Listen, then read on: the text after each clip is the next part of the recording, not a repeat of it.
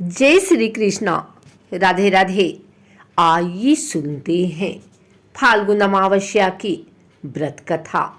फाल्गुन का महीना हिंदू पंचांग के अनुसार साल का अंतिम महीना होता है।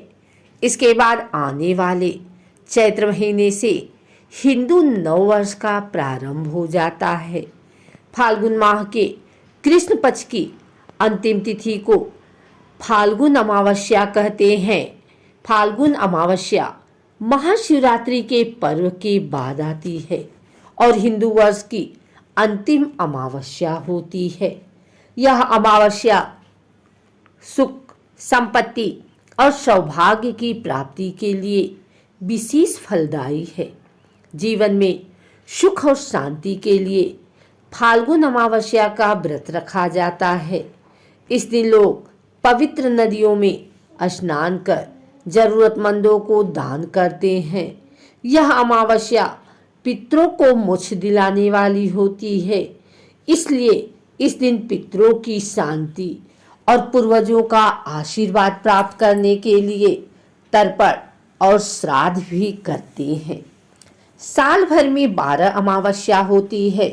यदि निरंतरता में प्रत्येक अमावस्या को आप पितरों हेतु श्राद्ध नहीं कर पाते हैं तो कुछ अमावस्या विशेष तौर पर सिर्फ श्राद्ध कर्म के लिए शुभ मानी जाती है। फाल्गुन मास की अमावस्या उन्हीं में से एक है। आइए सुनते हैं फाल्गुन अमावस्या व्रत की पौराणिक कथा। माना जाता है कि जो व्यक्ति फाल्गुन अमावस्या के दिन व्रत रखता है उसके जीवन में कोई समस्या नहीं आती है और सुख समृद्धि में वृद्धि होती है। इस दिन पितरों का पूजन करने का भी विधान है। अमावस्या पर पितरों का पूजन करने से उनका आशीर्वाद मिलता है और उनकी आत्मा को शांति मिलती है।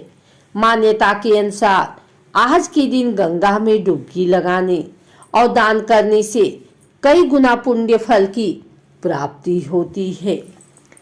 एक दिन ब्राह्मण परिवार था जिसमें पति पत्नी और उनकी एक पुत्री थी। उनका जीवन सामान्य चल रहा था। वर्ष बीतते गए और पुत्री भी धीरे धीरे बड़ी होने लगी। बढ़ती आयु के साथ उसमें स्त्रियों के गुणों का भी विकास होने लगा था।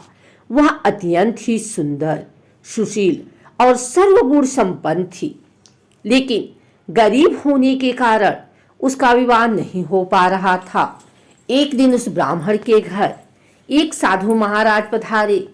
ब्राह्मण पुत्री की सेवा में साधु महाराज का मन बहुत प्रसन्न हुआ और उन्होंने कन्या को लंबी उम्र का आशीर्वाद तो दिया, लेकिन यह भी बताया कि उसके हथेली में विधवा योग है।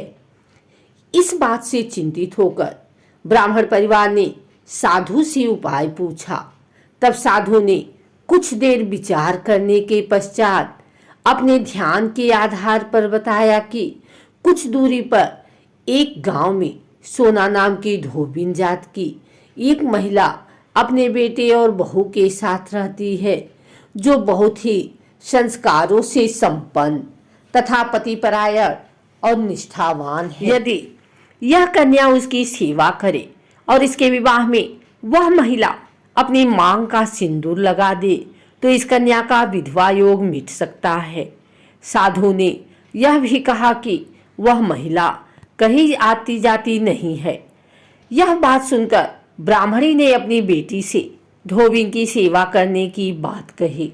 अगले दिन कन्या प्रातः काल उठकर सोना धोबिन के घर चली गई और फिर प्रतिदिन वह धोबिन के घर की साफ सफाई और अन्य सारे कार्य कर अपने घर वापस आ जाती थी।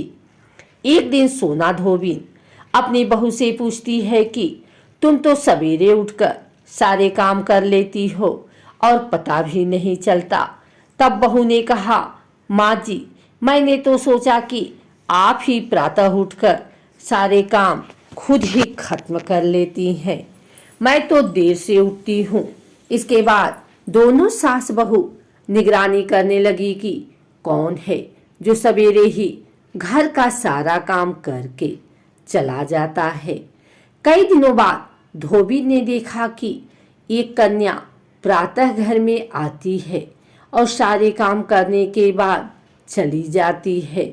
जब वह जाने लगी तो सोना धोबी उसके पैरों पर गिर पड़ी और पूछने लगी कि वह कौन है जो इस प्रकार छुपकर उसके घर में काम करती है।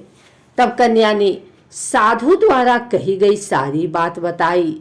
सोना धोबीन पति परायण थी, उसमें तेज था, इसलिए वह इस बात के लिए मान गई। सोना धोबीन के पति थोड़े अस्वस्थ थे, इसलिए उसने अपनी बहू से अपने लौट आने तक घर पर ही रहने को कहा। सोना धोबीन ने जैसे ही अपने मांग का सिंदूर उस कन्या की मांग में लगाया, उसके पति की मृत्यु हो गई। थोड़े समय बाद उसे इस बात का पता चला। वह घर से निर्जला ही चली थी। यह सोचकर कि रास्ते में कहीं पीपल का पेड़ मिलेगा तो उसे भौरी देकर उसकी परिक्रमा करने के बाद ही जल ग्रहण करेगी।